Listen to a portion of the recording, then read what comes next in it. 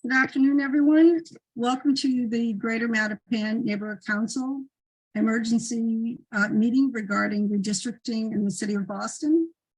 The reason that the space is being held is for Mattapan and Greater Mattapan residents to understand how this process is moving and what the actual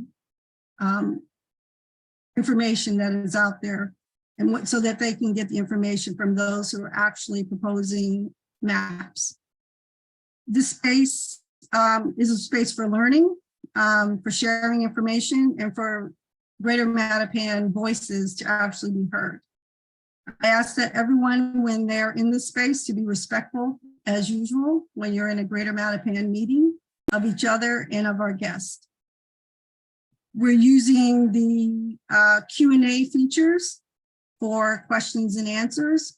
And I ask that if you are going to put something in the chat, that it be in regards to that maybe someone can't hear something or can't see something, has actually happened. Otherwise, please be respectful. Anyone found to not be in that true vein, we're gonna be asking you to step aside. With that, we do have guests from surrounding neighborhoods in the line, but we're asking that the residents within Mattapan, considering that this has to do with both 4 and 5 districts, 4 and 5 residents, lead the question and answering. If folks have remarks and or observations other than that, you can use the chat, but again, please be respectful of everyone. The recording is happening to ensure that we're protecting open meeting laws and that we're not engaged in meeting law violations. The councils are required to follow in this process. The way the councilors are going to come in, first will be Councilor Kendra Lara will come in. She will present the map that she has proposed. There will be time given for questions and answers regarding the map. Also, the second is that there are instructions that are going to be given on accessing the interpretation, which is going to be provided in Spanish and in Haitian Creole. Everyone will have to choose a channel to hear the interpreters when saying in English what a person has said in their native language. And right now, I'd like to introduce our interpreters.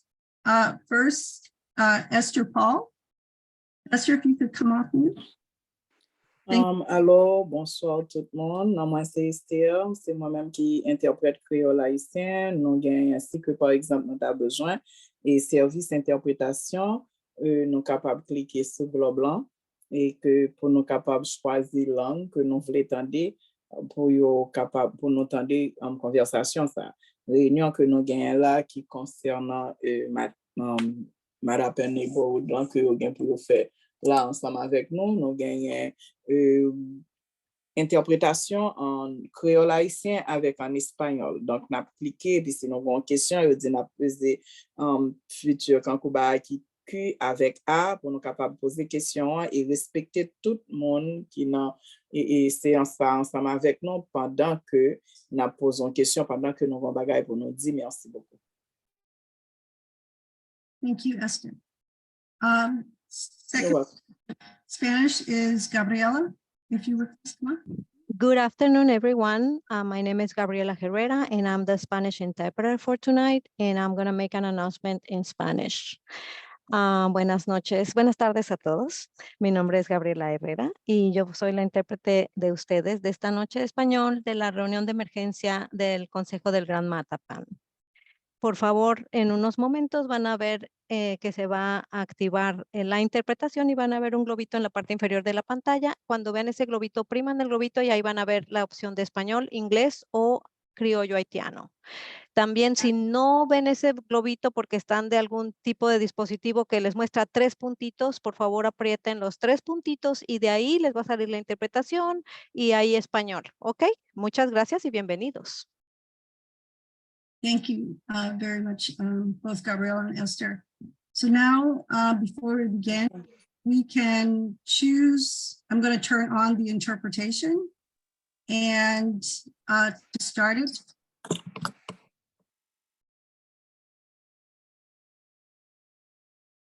And if you could please choose one of the language, including if you wish to hear it in English, choose English, Spanish, choose Spanish, or Haitian Creole, choose Haitian Creole. Thank you.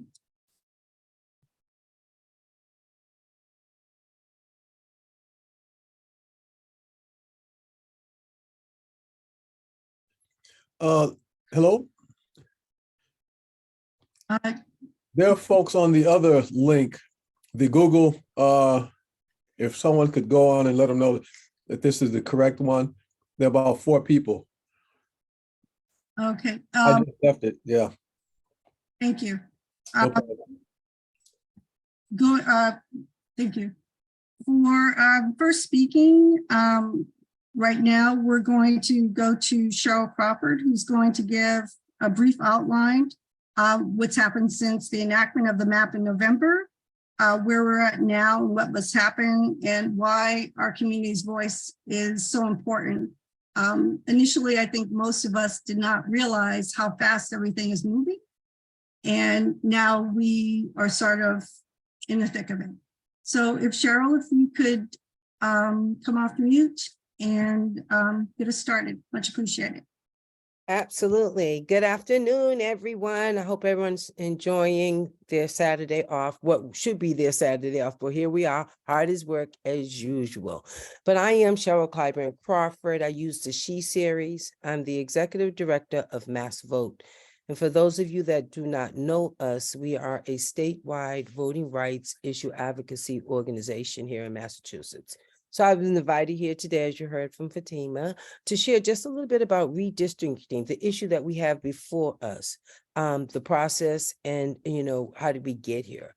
But so I think as I begin, I'm not sure if they have joined us or not, or will be joining us, both Councilors Warwell and Arroyo, but if they are going to be present today in listen mode only. They are strictly here to hear what if they're here, what the constituents have to say and what they care about, okay? So the redistricting process is, a matter of drawing lines, which more often than not changes the boundaries every 10 years after a decennial census to account for population shifts. And while doing so, keeping in mind, we must address communities that are typically underrepresented and create opportunities for districts when possible. We just went through a very thorough community process with people like you, many of you that are here on the screen today and others throughout the entire city of Boston, and that were in this fight or movement and process with us from the very beginning, starting all the way back, not just during the redistricting of the city and the state, but from all the way back from when we took the census, right? Like many of you all were involved in making sure that people were counted so that we could do an appropriate appropriation, right, of the districts, that kind of thing, making sure that all people were counted. And through that, we had many hearings and a whole lot of testimony. What happened was a lawsuit was brought before the federal court to challenge a map that was enacted. And so what the judge did was she issued a preliminary injunction. And what that means is, she just put a stop to it. She didn't end it. She said, I'm going to kick it back over to the city councilors and let them fix this area. There were some areas that were problematic. Very few areas were problematic. That probably violated some equal protection clause, right? Some portion of that. She kicked it back to them. They now are here with new maps. I just want to reiterate, she didn't throw out the whole map. As a matter of fact, she stated that changes should be minimal and that she would be kicking it back to them to make those adjustments. So understand this. This is not a reset, a redesigning, or reconceptualizing of a map. We are very much aware that there is a municipal election this year and that we have somewhat of a timeline. However, that does not mean we accept just any old map, right? Please note that we're here today. Honestly, I want to say we're here today in this position because of the lack of defense that we had. We had a defendable map that had a defendable process that just was not adequately defended. Right now here in the city of Boston, we have 2 majority districts in D4 and in D7. And we have 2 opportunity districts in D3 and in D5. I don't know if you all remember the fight we fought 10 years ago, right? 10 years ago, we were fighting like crap to ensure that we created another opportunity district. And that opportunity district was D5. Right. And so what all we're asking for is that we advocate for a process that continues to move us forwards, not backwards. If you remember 10 years ago, that big fight, right, the D5 and Opportunity District, we started this whole process right now looking to advance. But what we find ourselves is in a fight to keep. It's my watch. What we find ourselves in is a fight to keep what we have. So I'm not going to beat the horse to death. I'm going to let other people do that, you know, in lieu of time. I know we're on a short timeline today.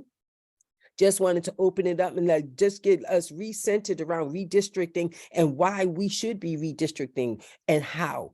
Because I want to leave lots of opportunity. I'm going to kick it back to Fatima because we want to leave opportunity for the counselors to share their map, that we have a lot of room for Q&A and make sure that we get there. I see a lot of experts on the line. I am not the one. I'm here with the team of folks, and I see you here on the screen. So we have plenty of expertise in the room that can help answer questions should you have some after we view the maps.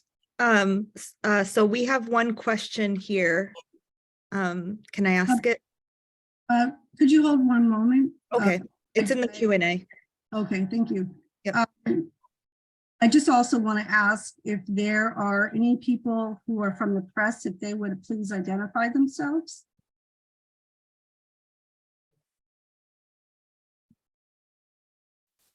Is there anyone? Robert Jenkins, 55-year resident, Elmont Street, District 5. Hold on, Robert. I was asking just specifically for press. But thank you, though. Okay. I don't. No one has identified themselves. Thank you. I believe there are other electeds in the room for a state, and we have State Rep Russell Holmes, and are there others? Mimi, do you have any others identified? No. Not yet. Okay, thank you. Do we have Councilor Kendra Lara? Is she on yet? Not yet. Not yet. Okay. Or we have 5 minutes then. Why not? Are there any general questions? Vanessa, you said there was one in the Q&A. Yes. Jovan Lissette asked, what is an opportunity district?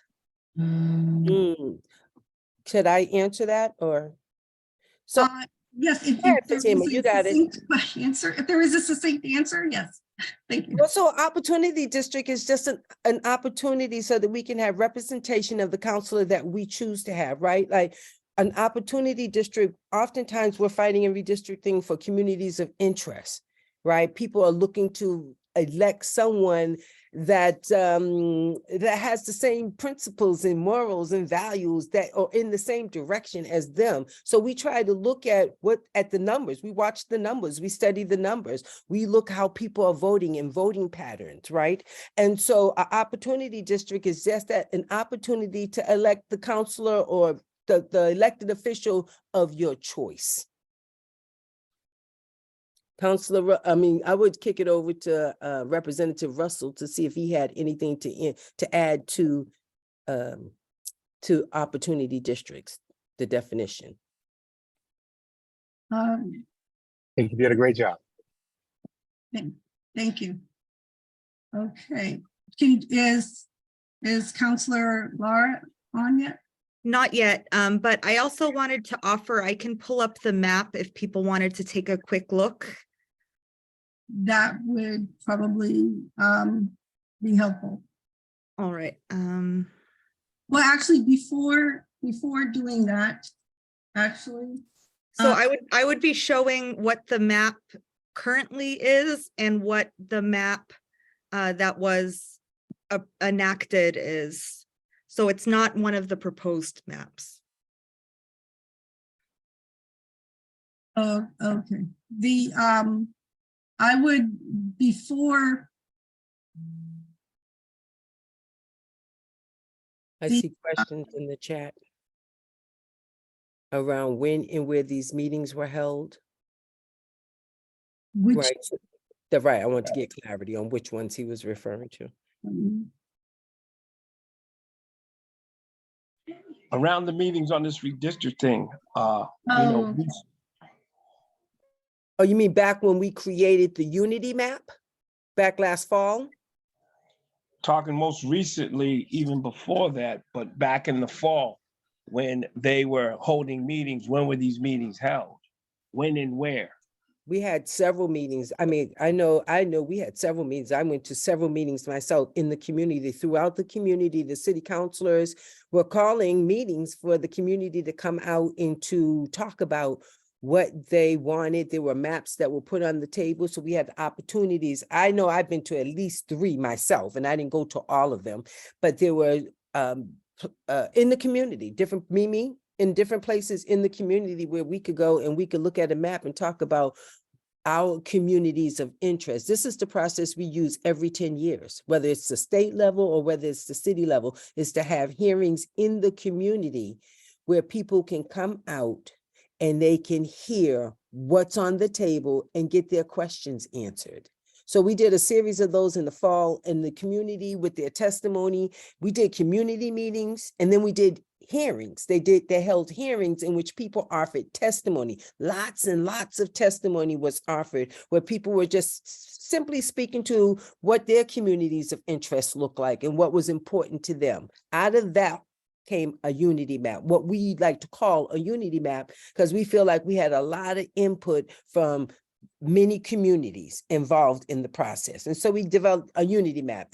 We just get to voice our opinions. The city councilors actually are the ones that vote on it. So there was this back and forth they went through in trying to tweak and give. You have to understand, when you move, it's a puzzle. When you move or reshape one piece of the puzzle, you have to reshape another piece of the puzzle so that it can all fit together. And it's about numbers and making sure that the numbers, thank you. And making, I get excited. I start talking.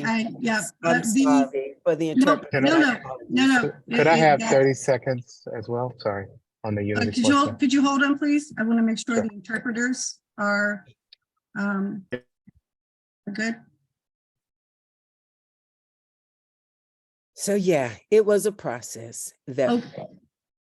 Could you hold on one moment though, please? Thank Yes, you. ma'am. One of the things I want to make sure, it's getting one more minute close to 3:20. I want to make sure that we're not going talking about so far in the past, but we also have to move forward. This is not to go and rehash the past. This is to go and move forward and to see what is being presented to us. Yes, Rep. Holmes? I guess my quick 30 seconds was an example at the state level was when the question came about opportunity districts, Robert, what we literally went into the process at the state level 10 years ago was to say, when you think about opportunity, creating as many opportunities for underrepresented voting areas as we could in the state. And so literally went from 10 seats that were majority districts of color to 20 in the iteration 10 years ago. And then in our last iteration last year, we went from 20 to 33. And so there were many opportunity districts now that have been created. We've literally more than tripled the amount of places where Black, Brown, Asian, when you put all those populations together, are a majority of that seat.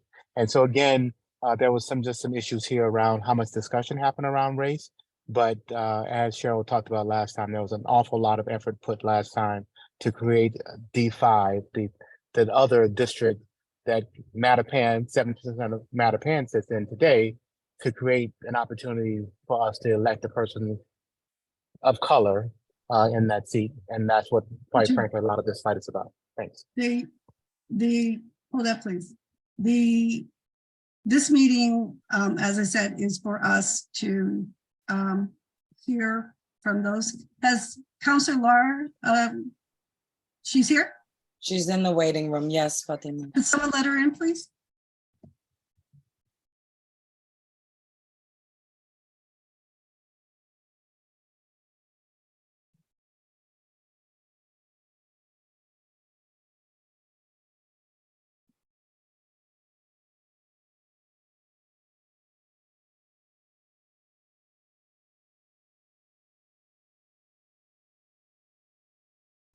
Is she on?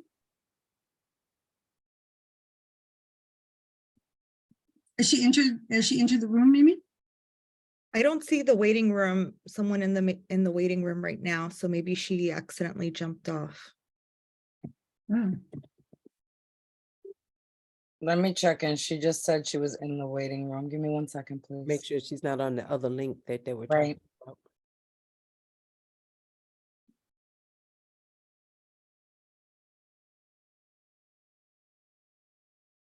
I see Councilor Arroyo joined us.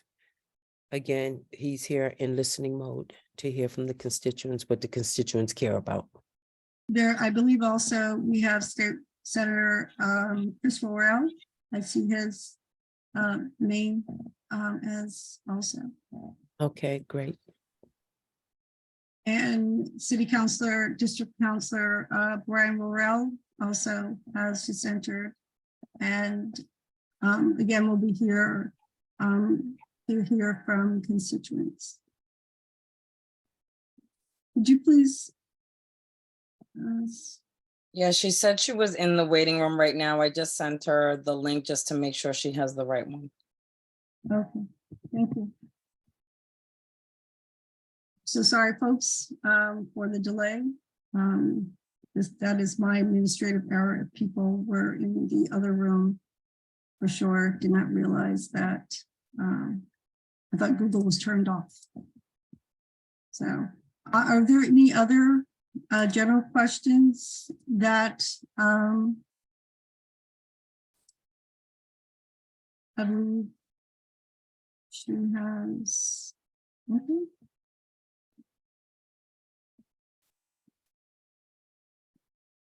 Councilor Lara will have to change her name because Where- it's Mimi Ramos. Do you see her? Yes, she's here. Oh, sorry. I did not see you. I don't know about two Mimi Ramoses now, y'all. Girl. No, it was because shared. All right. There's a plant. Go inside, please. I'm very sorry, Councilor Lara, for accidentally leaving the Google Meet there for people. Oh, no, please don't worry about it. No Okay. So right now we're going to be listening to Councilor Kendra Lara. You have a total of 25 minutes, 10 to present and 15 for Q&A. We would like you to focus on grounding what the key areas of the map are and the impacts to Mattapan primarily and other parts of the city. If you could please share your map. Thank you. Do I have the, Thank you. can you hear me now? Can you hear me now? Yes. Great. Do I have the power of my co-host to share my screen? Yes, you have the ability to share your screen. Beautiful. I will do that right now. Screen share. Perfect. And thank you all so much for taking the time. I know that this is a very short timeline that we're on here, and I really appreciate the care and attention that you are taking to make sure that you are ultimately paying attention and being involved in what could possibly happen to Mattapan. This is a decision that only comes around every 10 years. And so it's incredibly important. And I'm really happy to be here with you all. So I typically, when I present the map, I give an overview of what the ruling was and why the map looks the way that it was. Do you feel like this group needs an overview of kind of what the guiding principles were of this map, or you just want me to go right into it? I would like you to just go directly into explaining your map. Perfect. So this is the map, and I will put this in the chat in case people want to kind of take a look at it themselves. Particularly the reason why my map for the most part leaves District 4 and District 5 in the same way as it stands right now, with 70% of Mattapan being in District 5, is because the judge's ruling was very clear that there were constitutional violations in District 2 for the overpopulation, constitutional violations in District 3 for the underpopulation, and that there was a violation of the Equal Protections Act in the way that we drew the lines between District 3 and 4. And so this map only makes very surgical changes that are in alignment with the traditional principles of redistricting to the four districts that are impacted by the ruling. So this is not a reset button. We've already had a very intentional process. The only difference that in my map from where Mattapan is right now is 1405. And so 1405 is currently in District 5 and it is moved over to District 4. The reason for that is because, one, we know that there's kind of a cascading effect when you're making changes to the map in terms of population balance.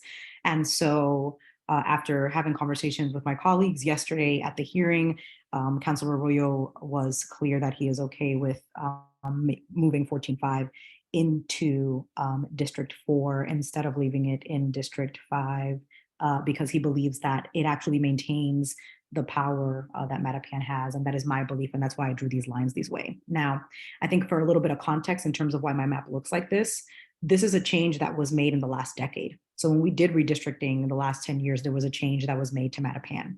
There were people who were on the council like Tito Jackson, Ayanna Presley, and Felix Arroyo, who worked really, really hard, because we are of the belief that in a city with majority people of color should be able to elect the candidate of their choice, and those communities of interest should be able to elect the candidate of their choice in every single district. That was not the case.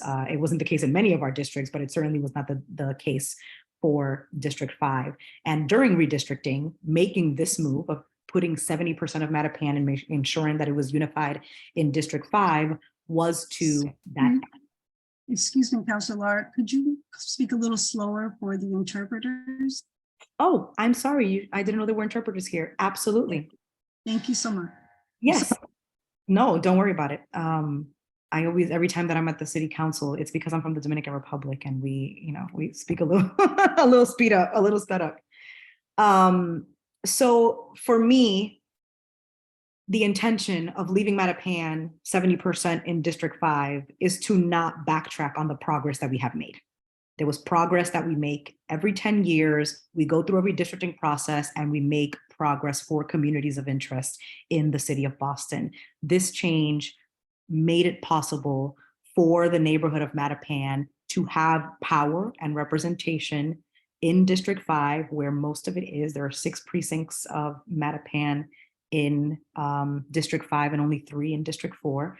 And so I wanted to be very careful to not backtrack and backpedal on any of that progress.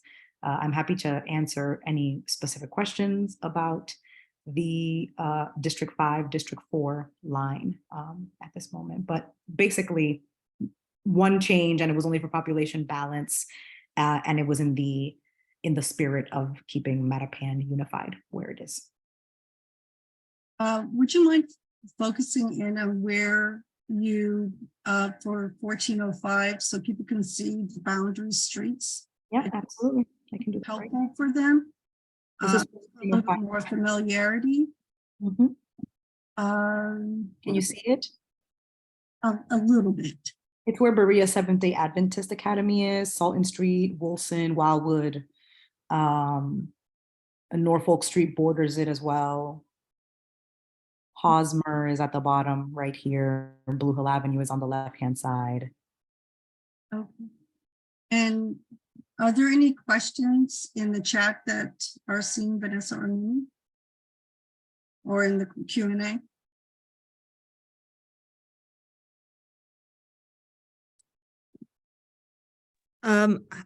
Not right now. I know some people were asking for the definition of an opportunity district, but I think that was answered earlier. There is one question. Kenya Beeman asked, what's the color code? Green is who, pink is who? And what are the changes? What are the changes that, like, what is it currently and what are the proposed changes? So the green is District 4, the pink is District 5. And the proposed change is that 1405, this precinct right here, is going from District 5 to District 4, and that is for the purpose of population balance. Could you please check off on where it says the boundaries so that, yes, thank you. So people can see clearly those are the boundaries of the current district versus they're proposed. Yeah. And what does it mean, show numbering for painted districts? It'll just put a number for the district. I can click on it if you want to see it. If you would. So, okay, so so we would see 5, 4. Is that what we would be looking at? You, yeah. I You don't think have to go out that far out. You don't have to go that far out. no, because I'm looking because there's a line here and I think somebody might have edited the map and drawn something on it. I don't know where that line came from. So yeah, it's supposed to, but it's not showing up here for a reason. But yes, it is supposed to show like a circle with the number 4. Ultimately, that's what it does. Cheryl Clyburn asks, Crawford asks, if the lines are the current boundaries of the map enacted, the one to which the judge addressed. Is that what that is? These are not the lines for the enacted map. These are the lines as they currently stand. So the enacted map, we use the word enacted, but it has not actually been enacted because it wasn't supposed to take hold until January. So this is the current map as it stands, not the enacted map. The enacted map moved 1912, 1807, as you can see there. That is the enacted map line. Okay. Representative Russ Holmes has a question. No, I was just gonna just encourage to show a little bit more where is Mattapan Square, just so for us who are very familiar with this, Councilor, it might be good to just show where's Mattapan Square, where's Blue Avenue. Right. Even, That that's would just be very important. helpful. Yep. I can do that right now. So if you can see my cursor here, this is the boundary, Blue Hill Avenue right here. I think you might have to. I'm saying a bigger map. I mean, can you scroll out and say, here's Mattapan Square, here's River Street, here's Blue, here's Cummings. Of Got course, it. we get a sense of where we are. Got it. So this is River Street right here. This is Mattapan Square, 18-4. River Street goes down this way, right? Blue Hill Avenue goes up this way. You'll see Norfolk Street here on the right. Walk Hill is one of the borders. So you can see Walk Hill here. And then when you go up this way, if you zoom in, I can tell you right now where Morton is. If I zoom in, Morton is here. Okay. So Blue Hill Avenue Could goes you up. go the other way, Cummings Highway over to American Legion, that direction as well? That'd be great. So much of Mattapan is down on that side too. Yep. Right. This is Walk Hill. So you go Walk Hill this way. You go to the left is Harbor. You keep going down Walk Hill and you get to American Legion Highway. This is American Legion here. And then you keep going down and you get to Cummings. This is the Stop and Shop. High Park Avenue right here. When you keep going up, American Legion turns into High Park Ave. Thank you. The Stop and Shop is Cemetery is down here. Cummings Highway. Okay. Could you zoom out a little bit? So where the blue line is along Cummings Highway, that mean that currently which area is that does that mean that it's within District 4 when it goes down to Ponset Ave, Hyde Park Ave, Cummings Highway? Is that what that means? Yes. Above. So 1807, 1912 are currently in District 4. Is that correct? They are, yes. Okay. All right, thank you.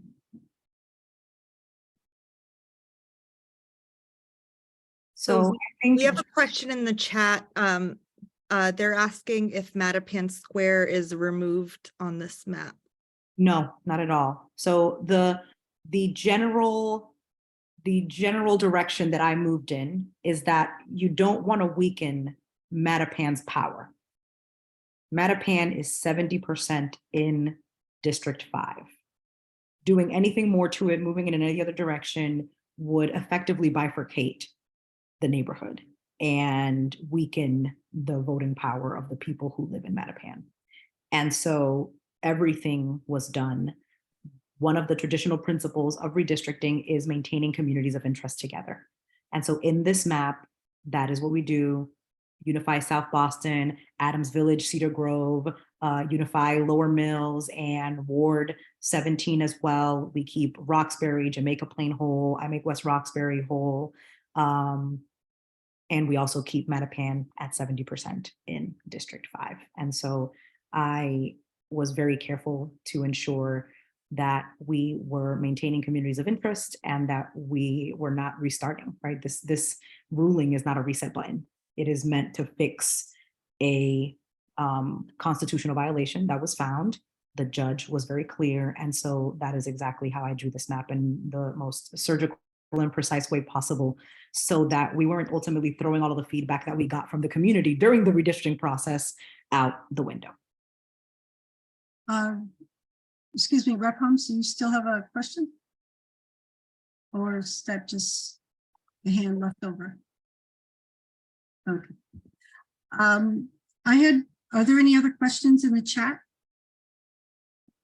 or Q&A? Okay. I had one question. You had referenced earlier a judge's decision, some language.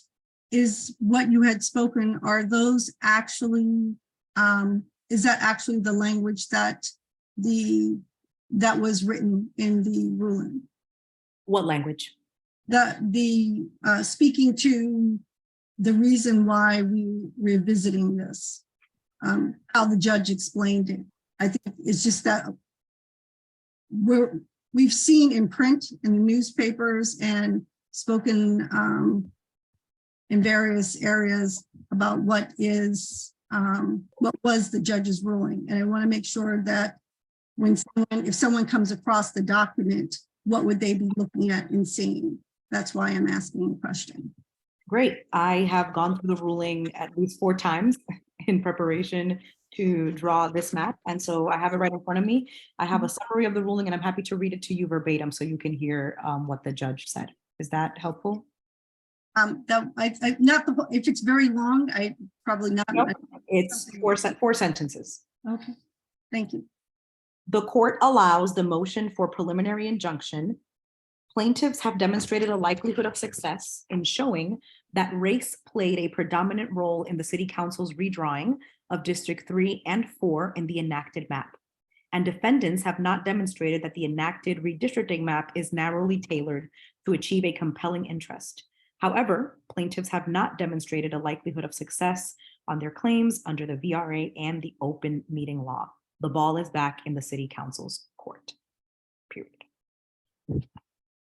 Okay, thank you.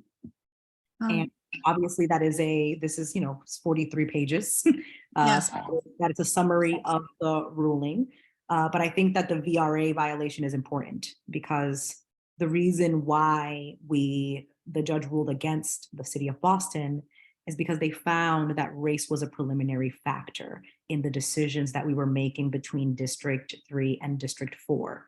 You can only use race as a primary consideration when you believe that there is a likely violation of the Voting Rights Act. There was no violation of the Voting Rights Act in our map. And so therefore, the City Council was meant to use the Constitution, one person, one vote clause to make sure that we were balancing population, use the traditional principles of redistricting, which are compactness, contiguity, preserving communities of interest, preserving the core of the district.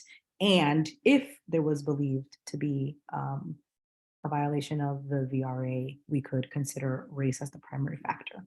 And so this map is drawn using the traditional principles of redistricting, which are the ones that I just mentioned.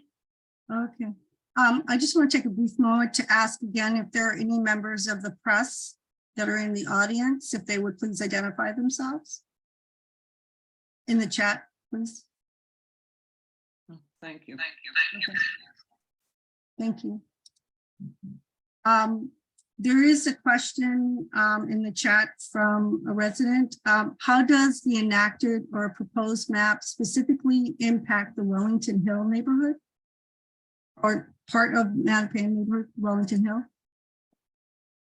So I think that, and if I believe it, I'm sorry because I'm not from Mattapan specifically, but I also think that 14.8 here is Wellington Hill, Rep. Holmes, is that correct? It is, and your map would do, this current map would not change Wellington Yes. Hill. So 14.8 and 14.14 would stay. There you go. The I just same wanted as they to are make today. sure. Because I knew 14.14 was, I know Rep. Holmes that that's where you live, but I wanted to double check to 14.8. So it keeps it as it is, no changes. Okay, there is some other, Mimi, do you want to read some of the other questions? Or Vanessa?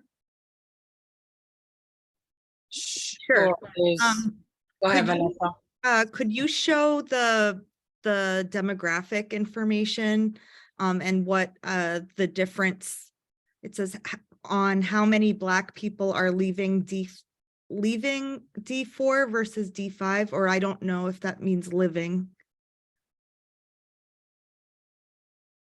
Can you repeat that question? You just want to show you populations here, or?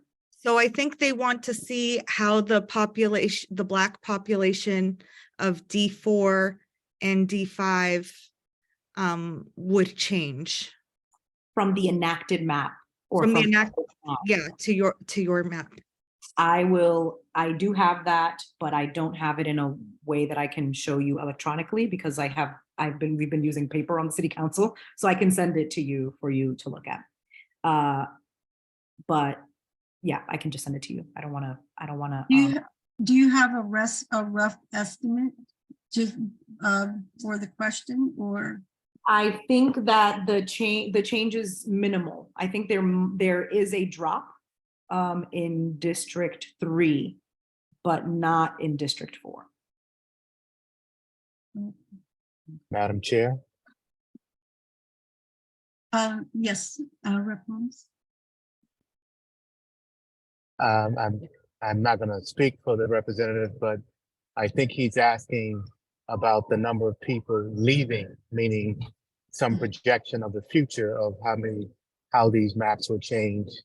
But Councilor is only able, and the council can only go by what the census said it was on that day, not a projection of how people are moving in and out of the district. And we could only use from a map perspective the current population and the current demographic.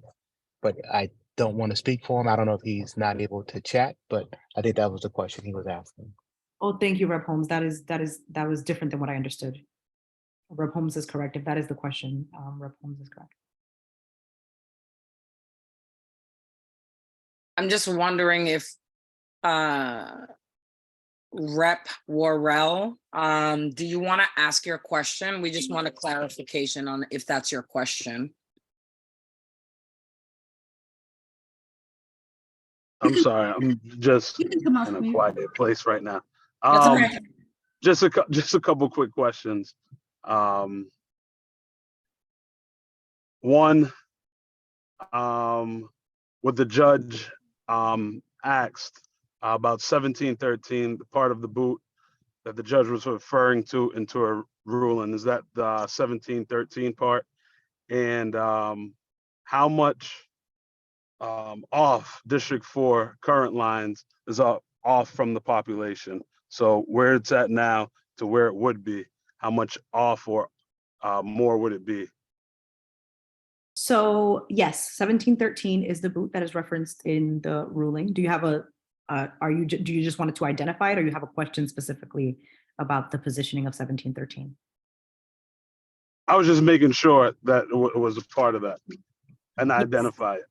Yeah, so 1713 and 1714 are both lower mills, and that was the boot that was identified. And so one of the things that the judge mentioned in the ruling was particularly around the boot. And so the judge's ruling doesn't say that you can't move things or that you can move things. It's that if you do move them, they have to be in alignment with the traditional principles of redistricting, and you're not making a decision based solely on race.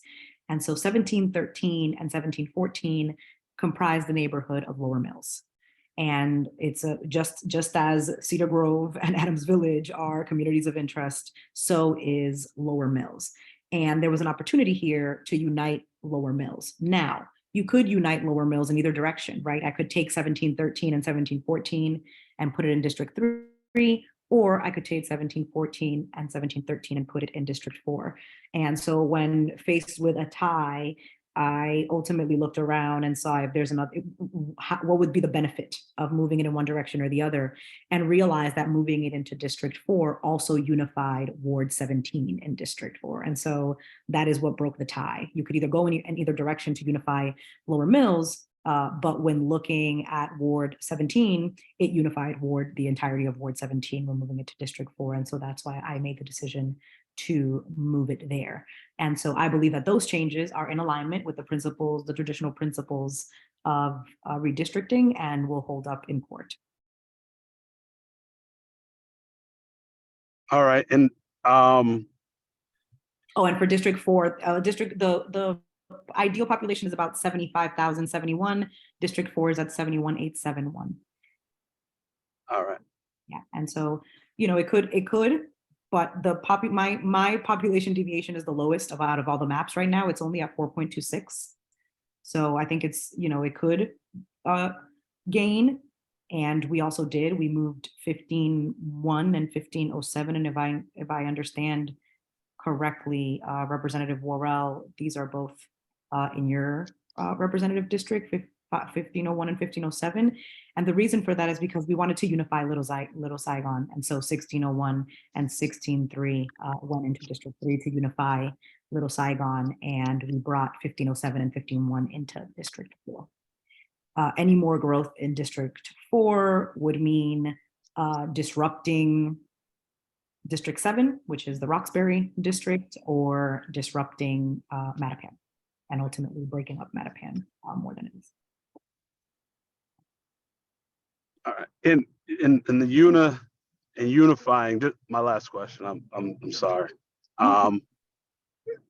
Unifying Ward 14, because I see in your map, there's every single Ward 14 is in District 4 besides 2.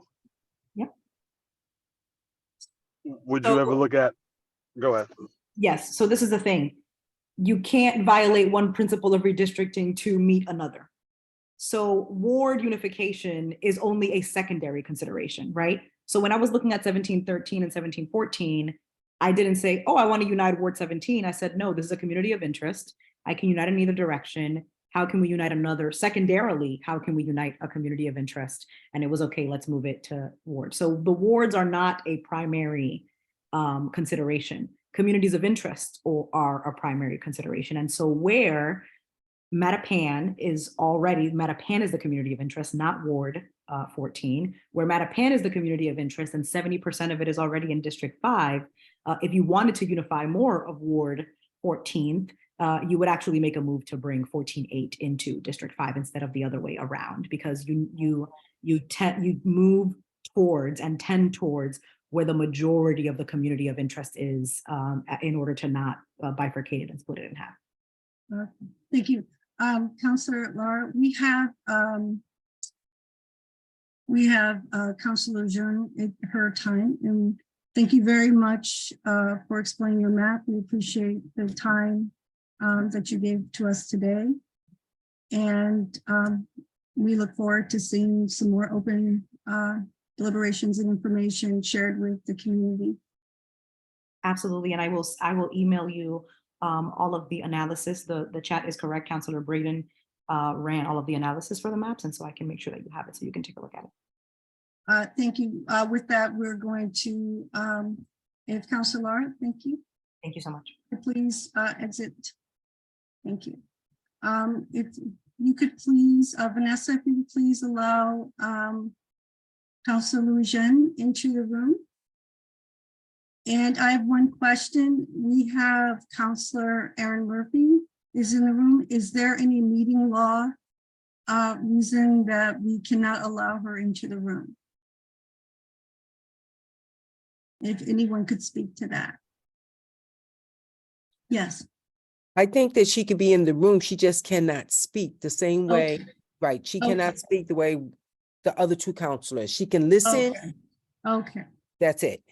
All right. So Okay. any one of the counselors, please correct me because we really want to understand this open law. We don't want this to come up again. So if you're not stating it right, please make sure that we understand it correctly. You can be in the room, but you I just- cannot speak. Okay. That's Okay. It's correct. an open meeting law. Anybody can speak, you know, following the procedures from my understanding. It's an open No. meeting law. Not Um, No, just a according, meeting. not in this case. Not in this case. We have to, that's why the other counselors are on mute. Therefore, if you can let Councilor Murphy into the room, but please be very, we're on mute. I'm sorry. Can we ask Councilor Louisiane to clarify that for us since she is the counselor that can speak? Yes, that would be, thank you, Cheryl. Councilor Louisiane, if you would please make sure that we are on track. You can unmute yourself. Oh, I think you're back on mute. There you go.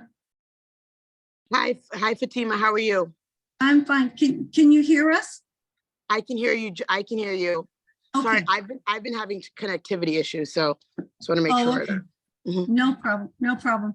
We just wanted to make sure that we weren't because of all the open meeting laws and my confusion administratively, not thinking that who could or could not be physically there. We understand that people have to be on mute, but I just want to make sure that that is proper procedure. So I am going to be speaking to GMNC and answering questions from GMNC members. And so Right. I will be giving my presentation and won't be engaging any back and forth. Okay, great. Thank you very much. That's Thank you. exactly what we want to make sure. Now, next speaking, we have Councilor Lucy Louisiane. If you would, you're going to be doing a presentation of your proposed map. And we ask that you ground in what are the key areas of the map and the impacts specifically to our community of Mattapan and other parts of the city. We welcome you and the floor is yours. Thank you, Fatima, and thank you to the Greater Mattapan Neighborhood Council for being here and talking about this. Thank you, Mimi, for organizing. Happy Haitian Flag Day to those celebrating. And so I want to be clear that I propose map and that map had the fewest number of changes, both when you compare it to the baseline map and when you compare it to the enacted map. So the court ruled, Judge Patty Saris ruled that there was a potential constitutional violation on the border of District 3 and District 4. And I should start off by saying to everyone, I'm Lucy Louisiane, at-large city councilor, but also a lawyer who has worked in the redistricting space, who has worked on a team that brought 3 cases to the Supreme Court on racial gerrymandering that are now really the seminal cases on these issues. And so the initial map that I made, which was an offering, I wasn't saying that this must be the map, but is a map that was to start the conversation. I created a map, and again, that map made the least number of changes. Since then, we had a public hearing yesterday to allow for public testimony, but it was mostly also for my council colleagues to have discussions about a working session so that we could work on the lines. What I will say is that although this is my proposed map, it has evolved as a result of that working session.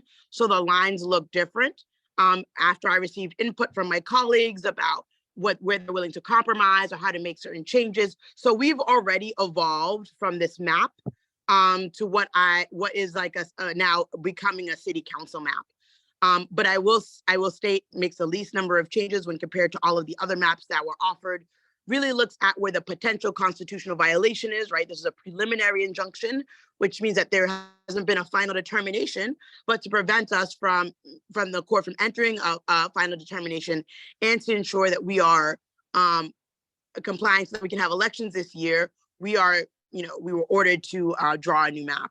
And so even in the latest configuration of the new map, which I'm getting the new district R number because I want you all to have that just so you have it. It's fine to present this because this area did not change, but the district R number for the updated map that we're working off of is 185241. And so no, this is Mimi, it's fine to keep this one for this particular area. Or you can put it in, that's fine. It probably would be less, 185241. Vanessa supporting with the map, Councilor, so anything you need, just let us know. Okay, sorry.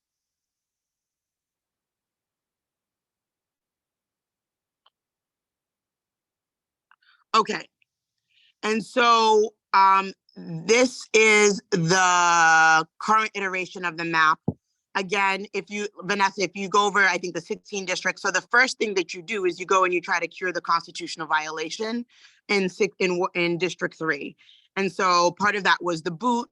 You see Ward 16, 17. So, made Ward 16 whole. My original map did not include 17, 13, but in discussion yesterday, talking to the councilors, how do we compromise? 17, 13 was added back into the boot. We heard from communities of interest that 16.1 and 16.3 were important to stay together. And so those areas stay together.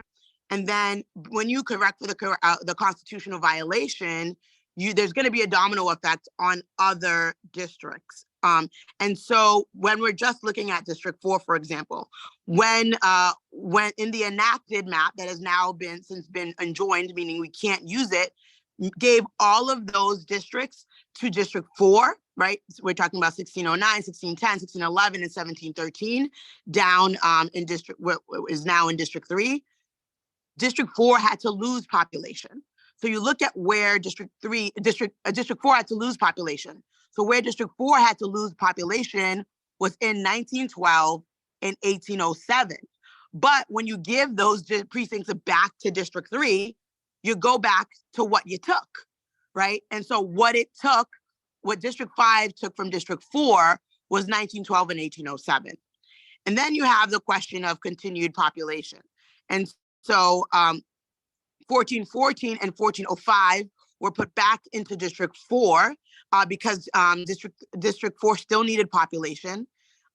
It's of note that 1414 and 1414 and 1802 and 1405 were previously a part of District 4 prior to the 2010 redistricting cycle. So redistricting happens every 10 years. Since 1983, when we first had district seats, 1414 and 1802 and 1405 were a part of District 4. And I think that's important for folks to know, because my map made the decision when I'm thinking about, okay, we need District 4 to pick up population. Again, you go back to what was taken from District 4, which is 1902 and 1807. And then you look at, okay, we still need population. 1414 and 1405 make sense. Number one, it's part of Ward 14 and Ward 4. Historically, they make sense. And it also makes for, And so that's sort of the thought process and thinking around this map. How do we make the fewest number of changes, and how do we ensure that we are,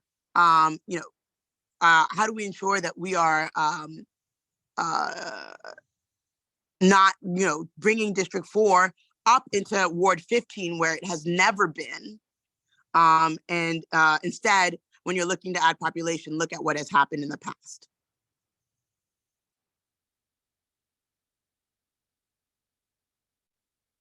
And so again, this is a working map that we're working off of. We're going to continue to do the work. With respect to Mattapan, I know that there were different conversations regarding, do you make Mattapan whole? What makes sense? I think it's important to note that District 4, the last two city councilors for District 4, Charles Yancey and then Andrea Campbell, were both Mattapan residents. And so there's a Mattapan story in District 4 and there's a Mattapan story in District 5. And I think that those stories are very much alive and very much real. And that's why Mattapan is an important part of, Mattapan is an important part of both districts. And I say this as someone, I say this as someone who grew up in Mattapan, as someone who I grew up in 1713. And I think 1714, I'm sorry. And I think it is incredibly important to understand the different parts of Mattapan that exist within District 4 and in District 5. Thank you. Adhere. Before we go and continue, there are some chats that I think I want to address right now.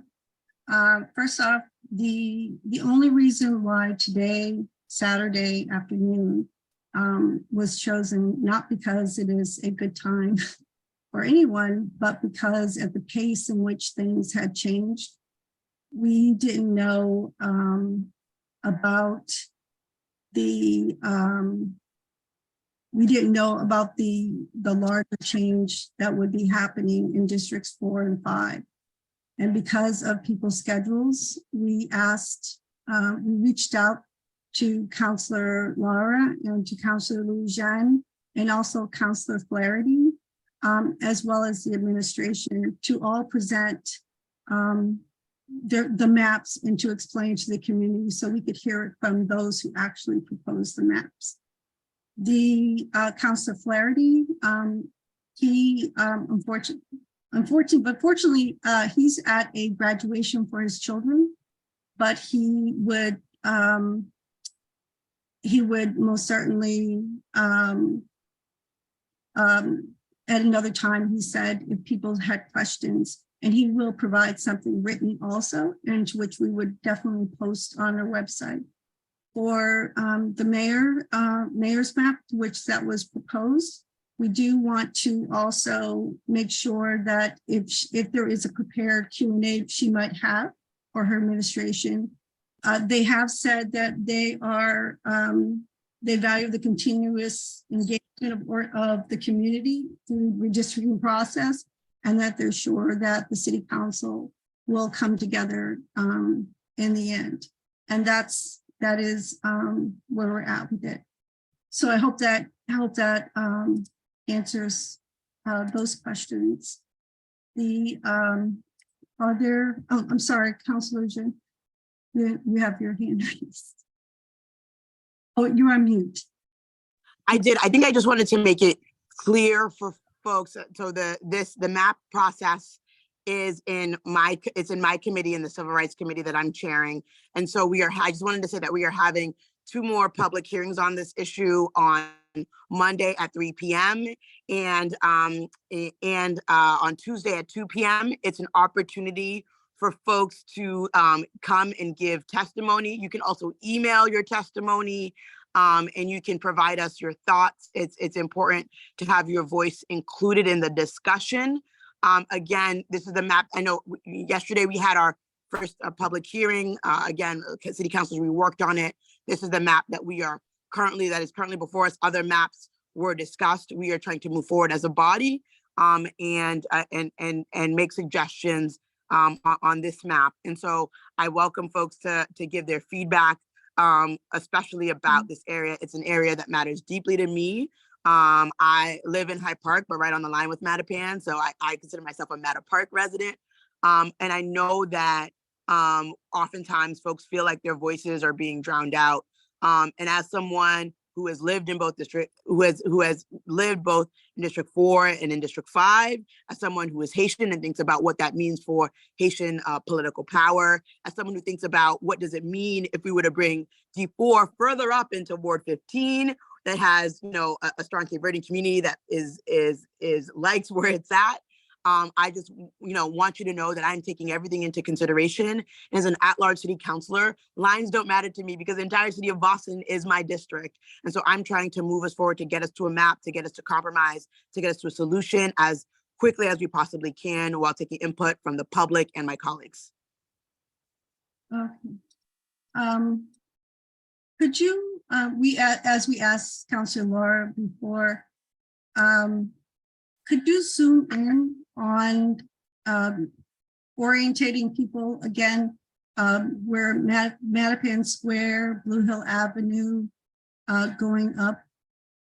Just because we can't see the street names and a lot of people that's how they orientate themselves. Yeah. Thank you. And Mattapan Square is 1804, so folks are aware. And where's, okay, so that, okay, and this is when what we're looking at, where the lines are, is that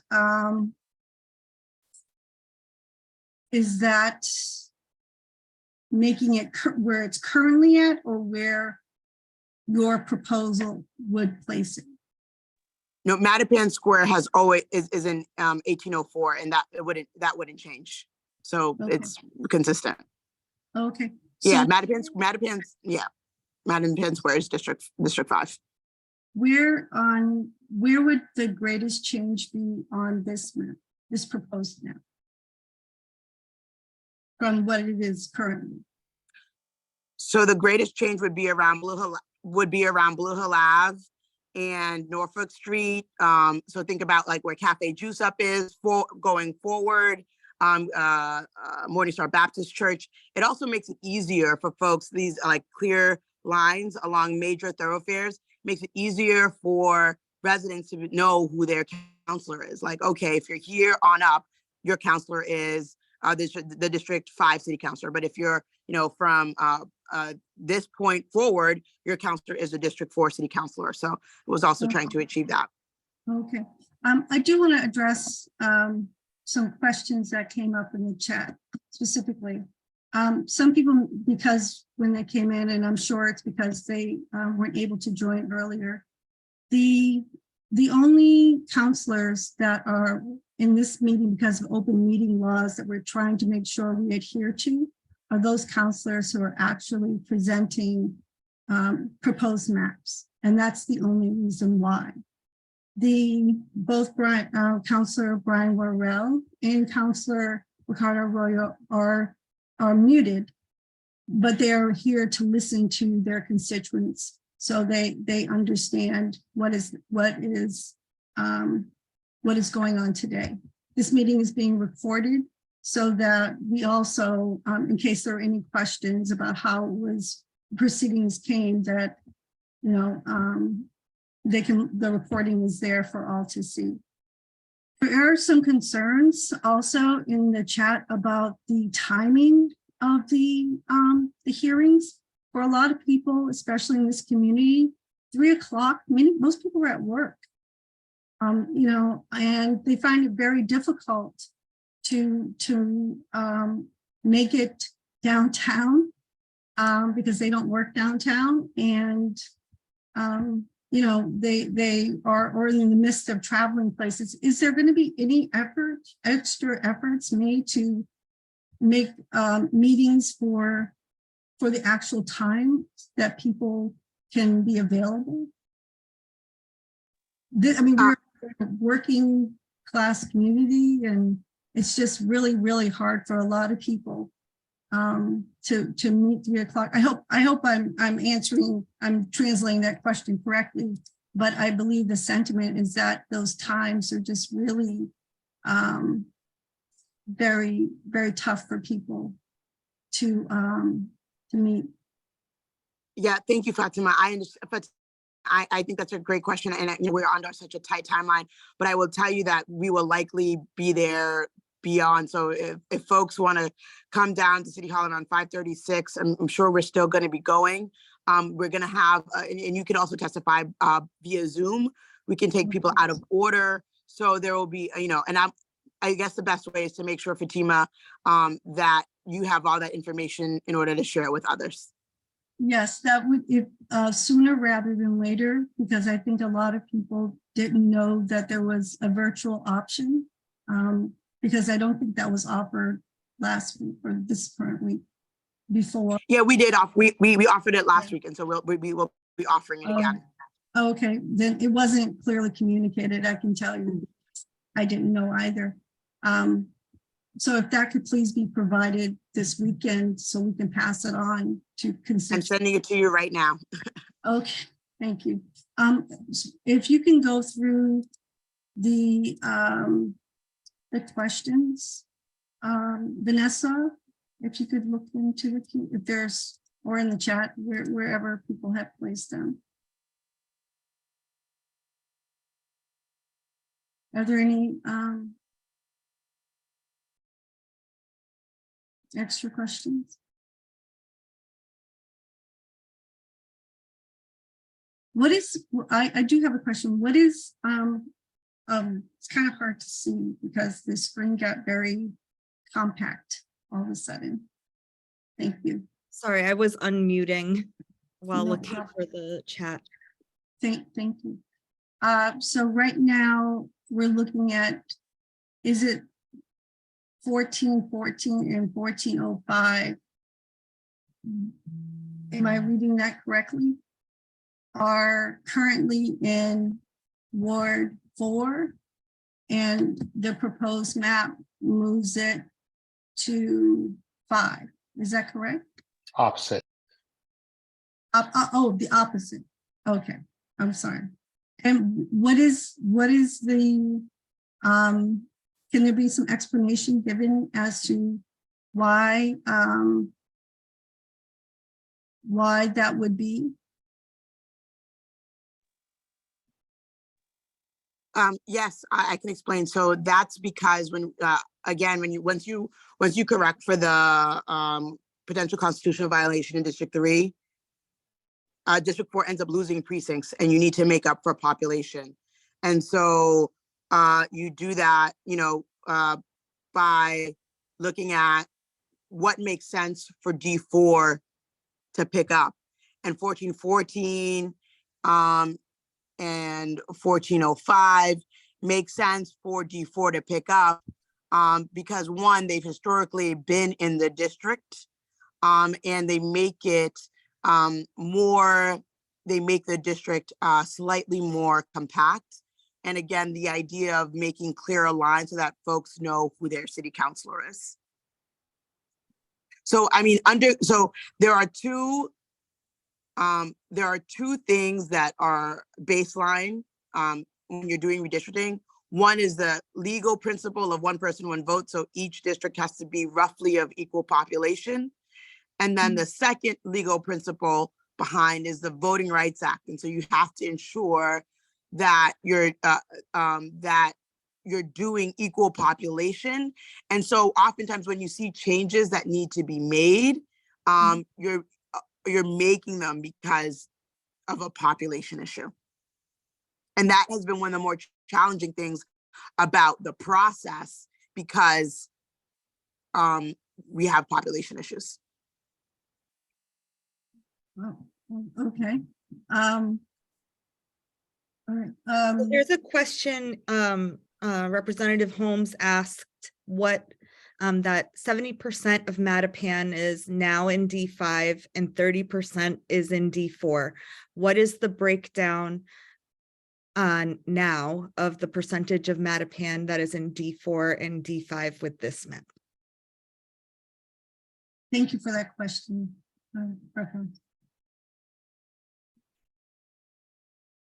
Councilor Jen? Oh, yeah, yep. So I don't have the breakdown. It changes. It will change slightly, but there's still. I mean, the majority of Mattapan still remains in District 5, and District 4. With this, you're restoring District 4's historic lines and adding population because I mentioned only the potential constitutional violation that makes District 4 lose population.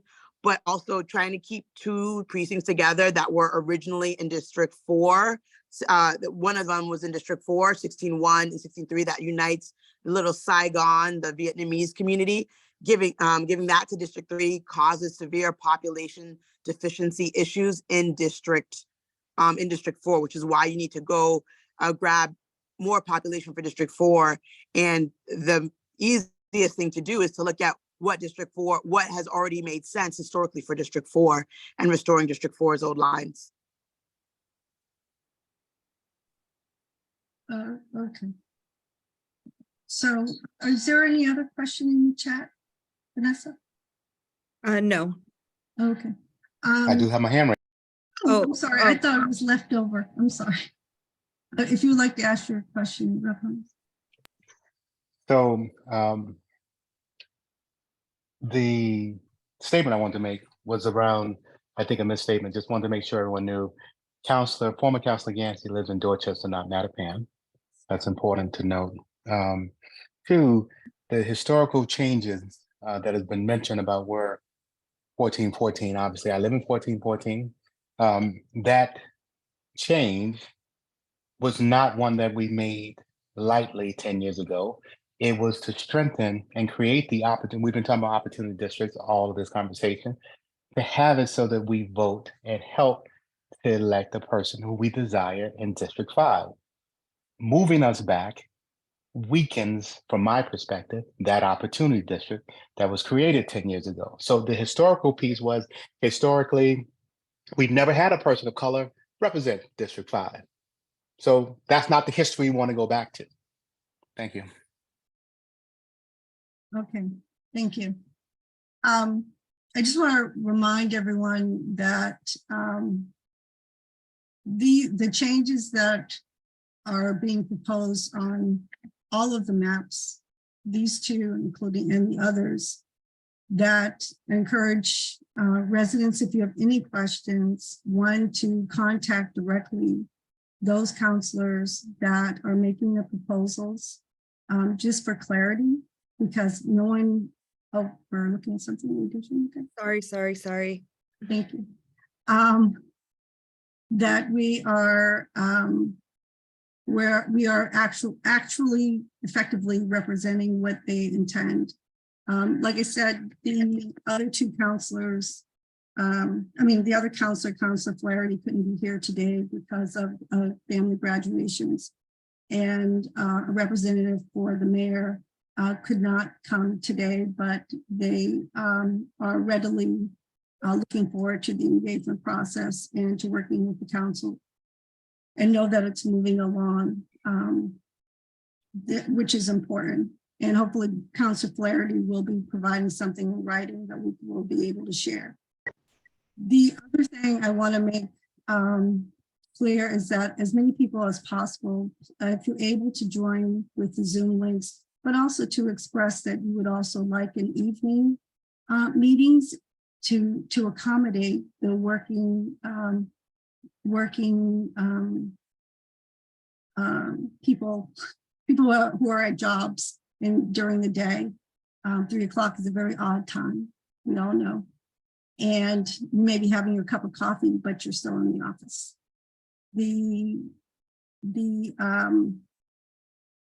That's most important, is for people to have an opportunity to speak, and whatever way that people think. I think it's also important for people not to feel rushed, and that has to also be said and stated.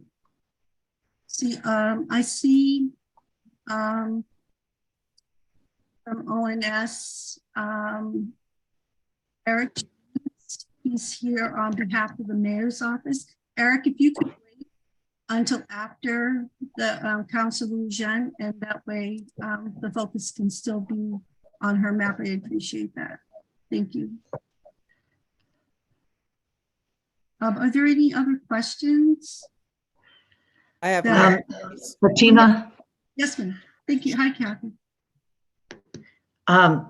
I'm sorry, I apologize. I couldn't, the function of raising your hand wasn't working on my computer. So something I put in the chat, I just would like clarification. Besides redistricting for purposes of setting voting boundaries, what other city or state departments or divisions use or access these maps for other purposes to set policies or, other administrative purposes? Are there any, or is it literally strictly used just for voting boundaries?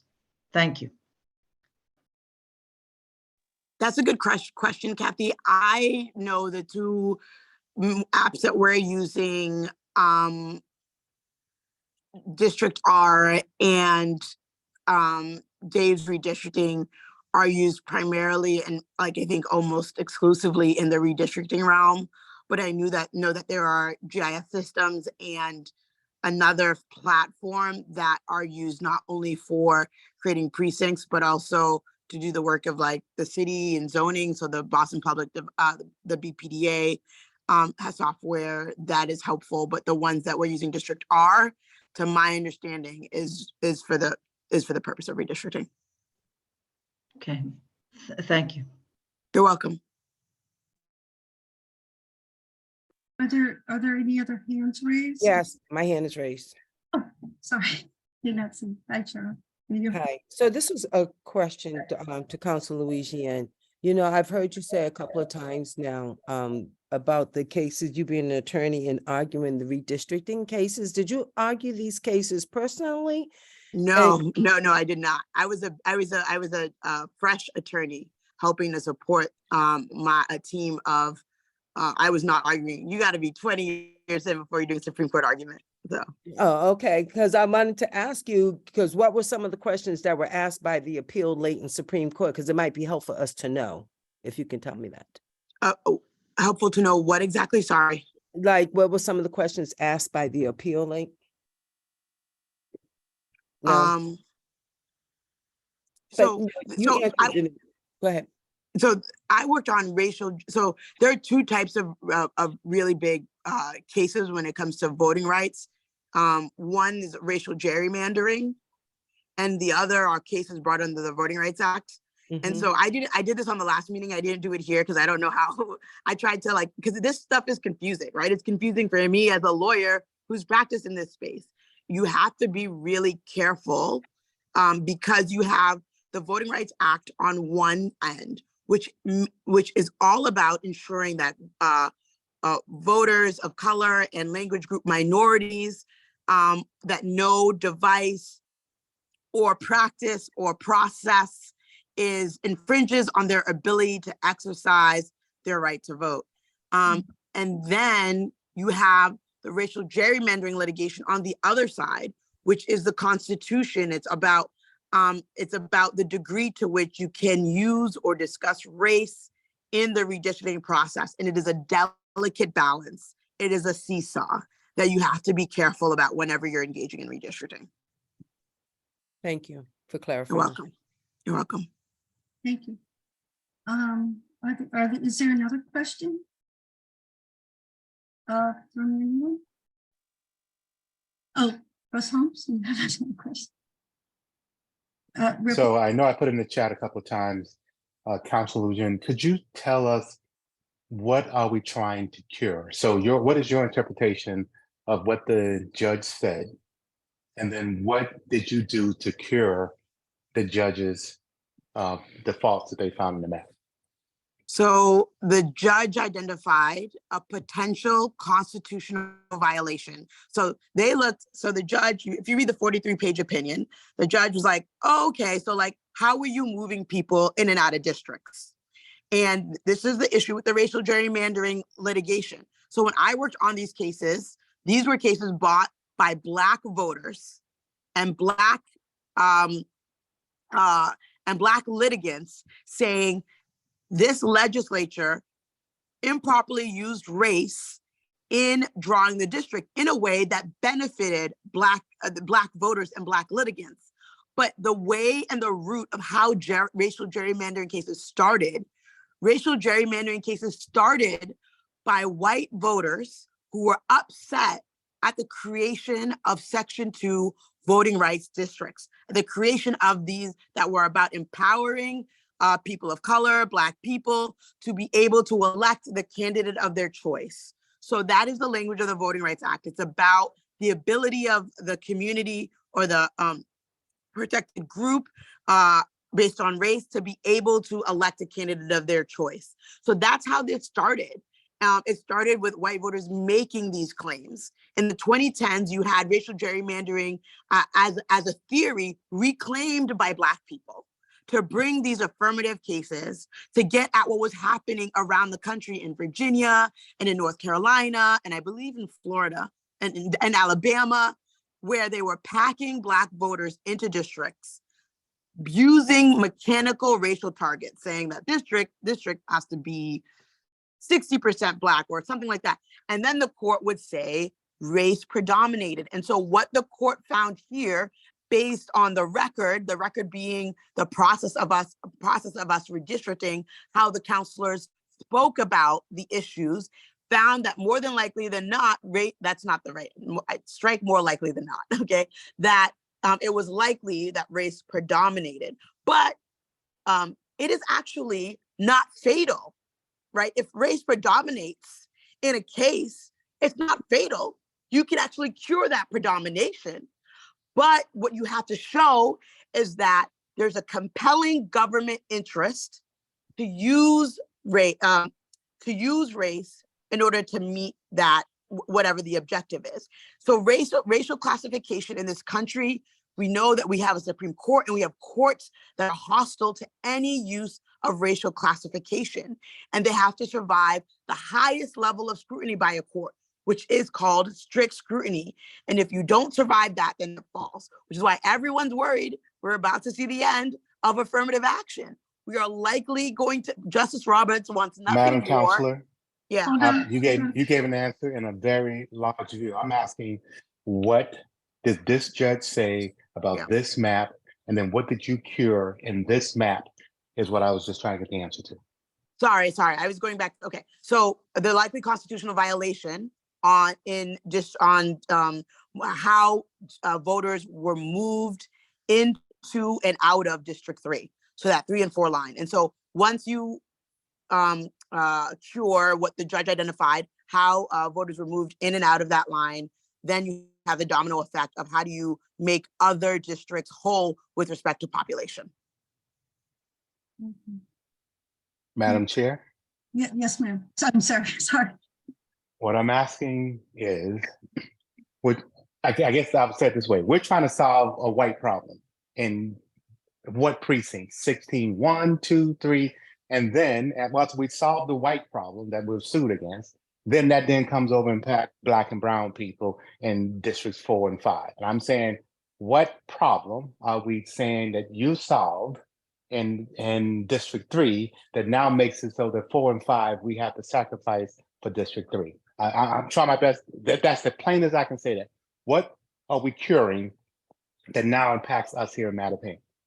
What did you give up?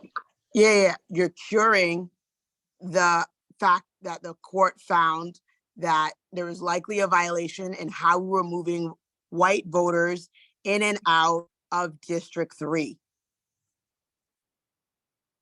And then curing that is using a basis of moving voters that is not based on race.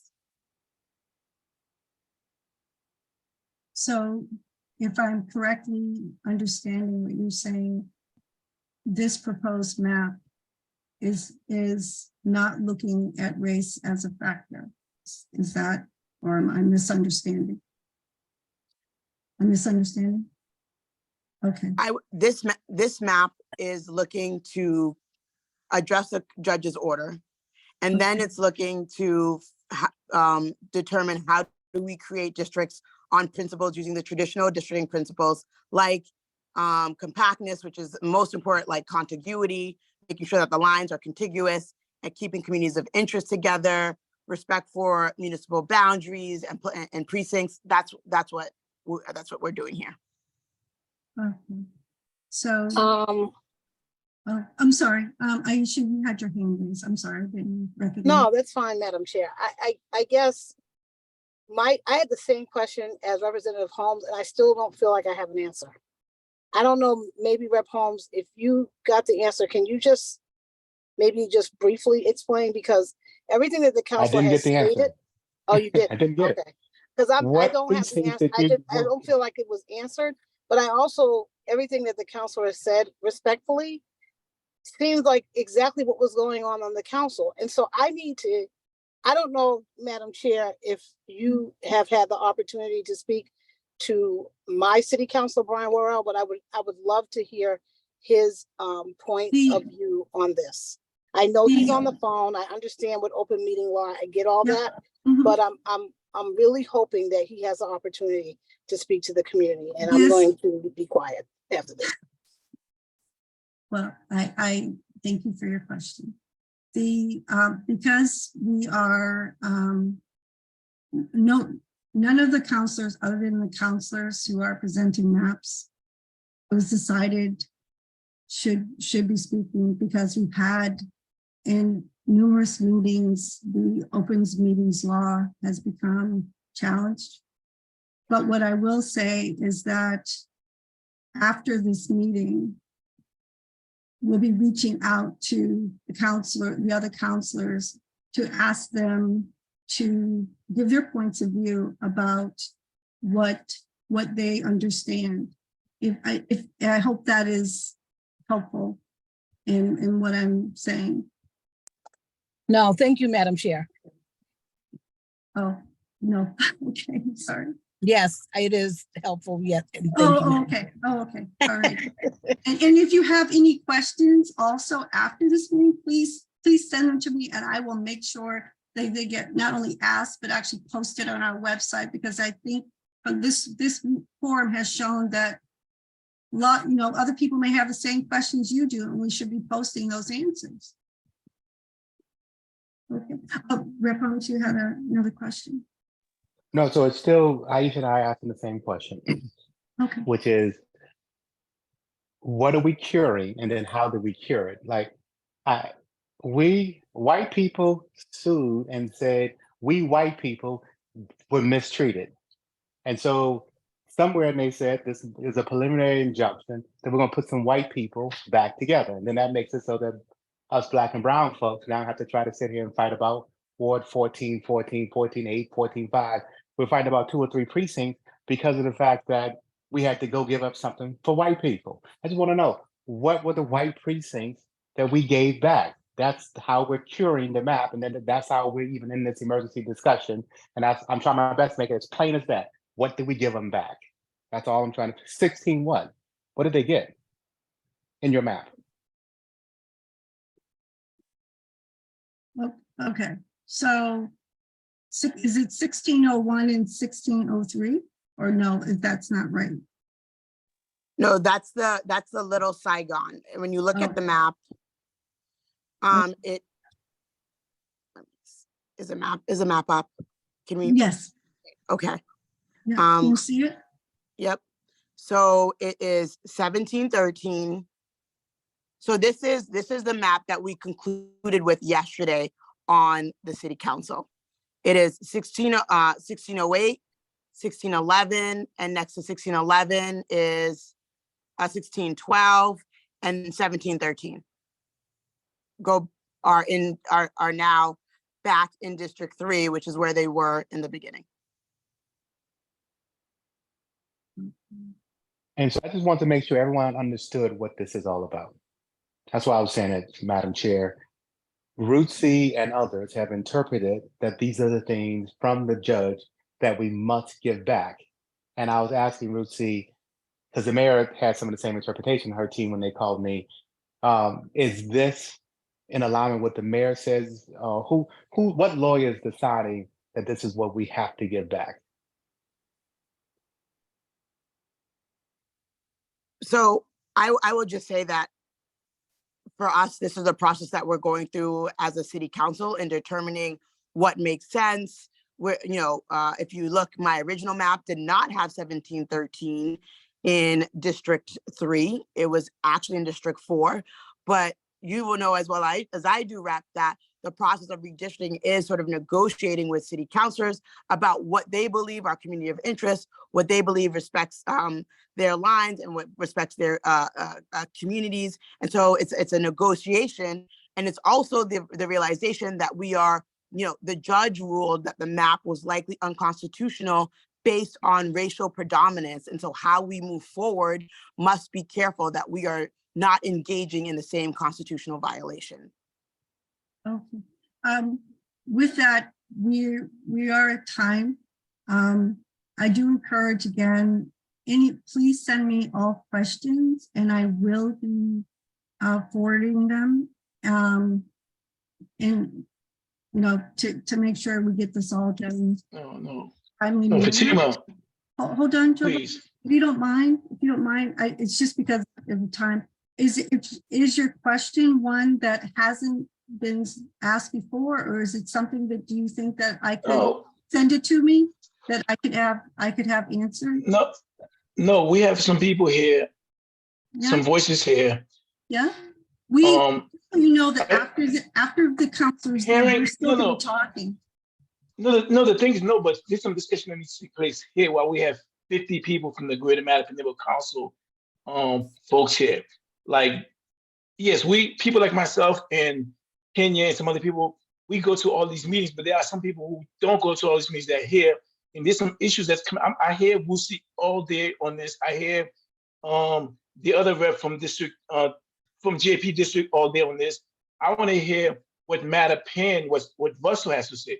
Russell's been around for a long time, and there's some issues going on, and he's speaking it. There's some black and white issues going on regarding this redistricting. If he's going to speak it, let's hear it, because it's not going to be said at some other meetings. So let's go ahead and have this meeting. Oh, no. We already know what this map is. We need to hear it. Let's hear it. We can't just talk about their proposed map, because you know what? Their proposed map, if enough people saying it doesn't work, it's not going to work. And we can't keep pushing the maps that people, three or four maps that people don't agree with. Let's hear what Russell says the map should be. Okay. Let's have another discussion. Let's have more than just 2-3 maps. Who's not around to speak on the map? She's never been around, so we don't need to talk about Hold on. Let's have a discussion. I didn't say number one. That is why we are here to have a discussion, correct? I don't think in any meeting, Javon, that I've never allowed constituents. In fact, that's our purpose, is to hear people. But I am also trying to make sure that we can also get everyone on here. We're trying to make sure that we adhere to law, to open meeting laws and anything else to make sure that we're not accused of not adhering to them. That's for sure. No one is trying to shut down anybody from speaking their mind or anything else like that at all. We are trying to make sure we get people's questions answered succinctly, for sure. If questions aren't being, if we need more clarification, then we'll get more clarification. That it's as simple as that. Yeah, but we want to hear more. I attend these meetings. I'm hearing the same thing over and over. I want to hear different ideas. Brian Wowell is my counselor. His district is being played with. I want to hear from him. So if he can't talk while they're on, they need to mute themselves, go out and say it. Cheryl, we see you all the time. Hold on. We're not talking. Hold on. I want to hear Mattapan talk. Please. Excuse me. Jovan, number one, this meeting was put together as an emergency meeting in order to answer questions that residents— For Mattapan. Oh, yes, for Mattapan. As a Mattapan resident, yes, I completely acknowledge that. That is what it is.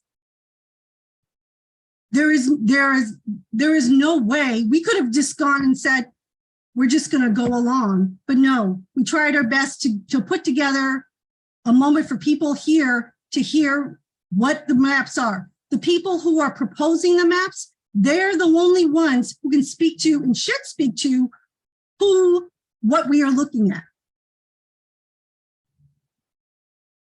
It is not about trying to silence anybody at all.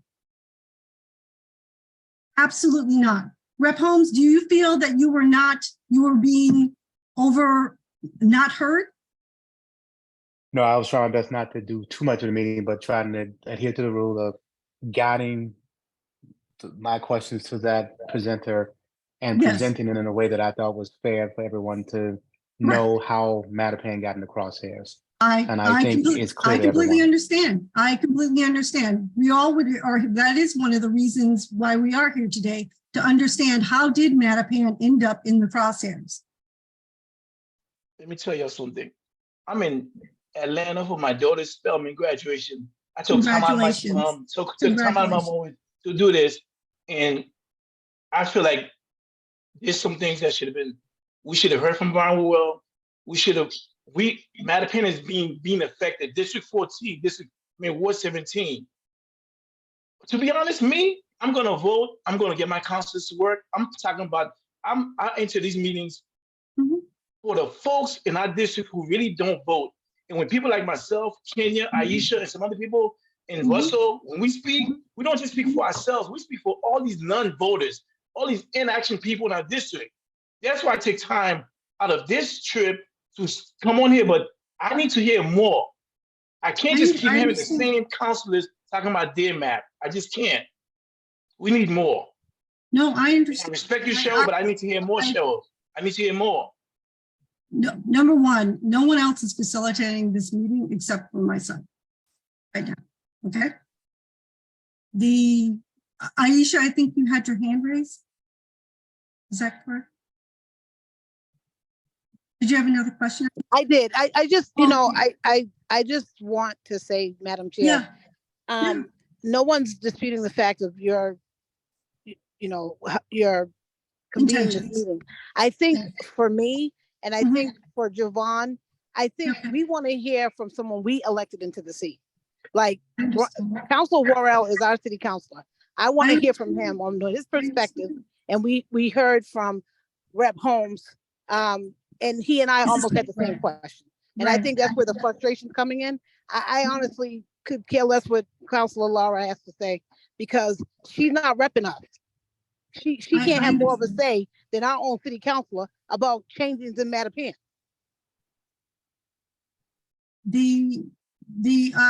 Right now, we're going to be at time. I think what we're going to do then is this. I'm sorry, William, for right now, if you could lower your hand, I'm going to try to facilitate something. If there, Councilor Lujan, are you still here? Not on my screen. There you are. Okay. This is what we're going to do. Because we have an overwhelming ask to have Councilor Worrell address, I'm going to respectfully ask first, Councilor Lujan, thank you for showing us your proposed map. If you would agree to, we're already at time, would you agree to please drop from the call? Bye, everyone. Thanks for having me. Thank you, Councilor Lujan.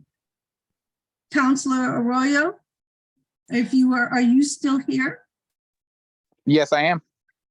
I would respectfully ask that at this time that you drop from the call because of the constituent ask to speak to their sitting district or District 4 residents. Would you please drop from the call for this reason? Happy to do it. Thank you for hosting. Thank you. Okay. Now, may I please see our District 4 City Council, Brian Worrell? I'm not, if he's here. if I see him. Is he here? Yes, I'm here, Fatima. How you doing? Where? I'm trying to find you in my musical chairs. No, I don't see you yet. Should the video can you stop hear me? recording now?